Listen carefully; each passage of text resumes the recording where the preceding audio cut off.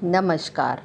इस प्रेजेंटेशन में हम मात्राएं, शब्द और वाक्य के बारे में पढ़ेंगे कि मात्राएं क्या होती हैं, शब्द क्या होते हैं और वाक्य क्या होते हैं। सबसे पहले जो है हम पढ़ेंगे मात्राओं के बारे में। मात्राएं जो हैं वो स्वरों के बदले हुए स्वरूप को कहते हैं या उच्चारण करने में लगने वाले समय को हम मात्रा कहते हैं। अब पिछले हमने प्रेजेंटेशन में पढ़ा था कि वर्ण दो प्रकार के होते हैं, स्वर और व्यंजन। स्वर में सबकी मात्राएं होती है, स्वर इंडिपेंडेंट रूप से बोले जा सकते हैं, लेकिन व्यंजनों को बोलने के लिए हमें स्वरों की आवश्यकता पड़ती है। तो ये स्वरों की जो मात्राएं होती है वो 11 होती हैं। इसमें जो अस्वर होता है उसकी कोई भी मात्रा नहीं होती, उसके अलावा सभी स्वरों की अपनी एक मात्रा होती है। तो इन मात्राओं को हम इस उदाहरण के माध्यम से समझ सकते हैं। जैसे मैंने एक सेंटेंस बोला, चीता तेज भागता है। जब मैंने ये सेंटेंस बोला चीता तेज भागता है, तो च में मैंने कौन सी मात्रा का प्रयोग किया? बड़ी ई की मात्रा। ता में आ की मात्रा, तेज में ए की मात्रा, भागता में आ की मात्रा, ग और ता की मात्रा, और है में ऐ की मात्रा। तो जब हम व्यंजन के साथ स्वर जुड़ने पर जो है स्वरों का जो रूप बदल जाता है, स्वरों के इस बदले हुए रूप को ही हम क्या कहते हैं? मात्रा कहते हैं। इसे हम और अच्छी तरीके से इस तरह समझ सकते हैं कि मात्रा जो है वो स्वर का ही रूप होती है, क्योंकि हर स्वर की अपनी एक मात्रा होती है। अ को छोड़कर बाकी सभी स्वरों की अपनी एक मात्रा होती है, जो स्वर का ही प्रतिनिधित्व करता है, यानी उसको स्वर को रिप्रेजेंट करता है। मात्राओं की संख्या 11 होती है। यदि हम स्वरों की मात्रा के रूप में नहीं लगाए तो हमारे वाक्य जो है अलग तरीके से लिखे जाएंगे। जैसे हमने चीता लिखा तो च में बड़ी ई की मात्रा लगाई और तय में आ की मात्रा लगाई, तो इस चीता शब्द को मैं कैसे लिखूंगी? च फिर बड़ी ई फिर त प्लस फिर लिखूंगी आ, तो च ई ता आ। तो ये इस तरह से पढ़ा जाएगा। तो सेंटेंस को सही ढंग से पढ़ने के लिए हमें स्वरों की मात्राओं की आवश्यकता पड़ती है। ये शब्द जो है पढ़ने में हमें अटपटे लगते हैं। मात्राओं के लगने पर हम शब्दों को सही रूप में पढ़ सकते हैं। आइए अब हम पढ़ेंगे कि शब्द क्या होता है।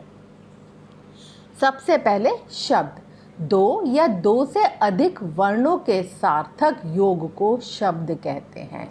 यानी जिसमें दो या दो से ज़्यादा वर्ण कुछ भी हो सकता है, स्वर और व्यंजन, ठीक है, उनके मीनिंगफुल योग को हम क्या कहते हैं? शब्द कहते हैं। जैसे अब मुझे कम बोलना है, तो कम शब्द बोलना है, तो उसमें क्या है? क जमा अ जमा म जमा अ, तो ये हुआ कम। नेक्स्ट है हमारा वाक्य। शब्दों के सार्थक समूह से ही वाक्य कहते हैं।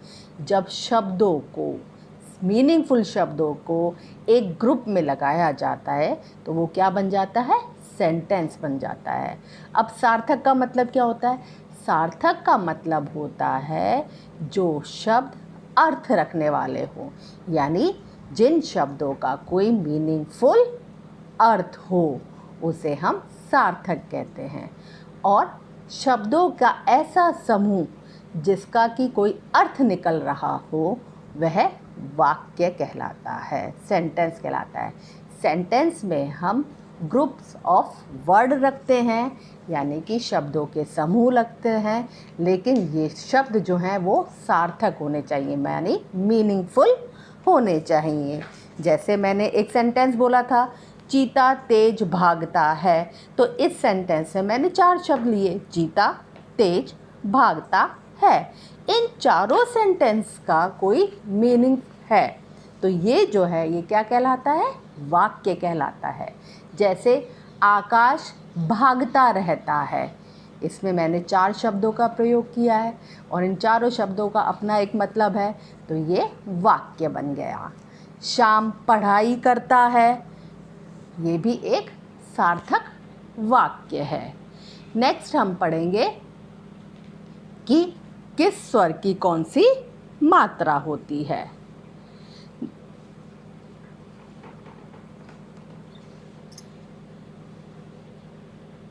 सबसे पहले हम देखेंगे कि अ के अलावा जो है जो स्वर है उसकी कोई मात्रा नहीं होती। आ की मात्रा एक डंडे के रूप में लिया जाता है। जब क को आ से मिलाया तो बन जाएगा का, और शब्द क्या बन जाएगा? काला, कपड़ा, कुछ भी आप आ की मात्रा वाला शब्द जो है। ई की मात्रा वर्ण के आगे लगाई जाती है, पहले लगाई जाती है, तो बन जाएगा छोटा की, शब्द बनेगा किताब। बड़ा ई की, इससे बन जाएंगे शब्द कील, कीट। ऊ की मात्रा नीचे लगाई जाती है तो कू बन गया कुदाल। ऊ की मात्रा पीछे लगाई जाती है तो कूप, कूल।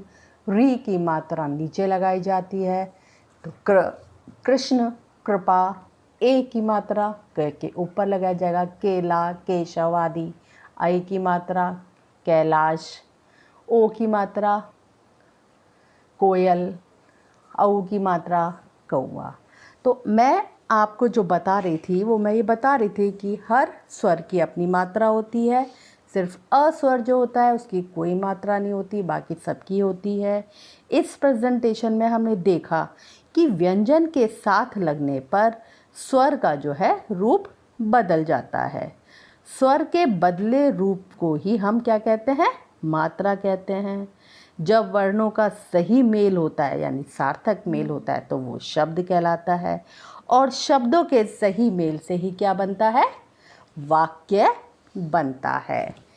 यानी कि जब आप शब्दों को सही तरीके से लगाएंगे तो वो क्या बन जाएगा? वाक्य बन जाएगा।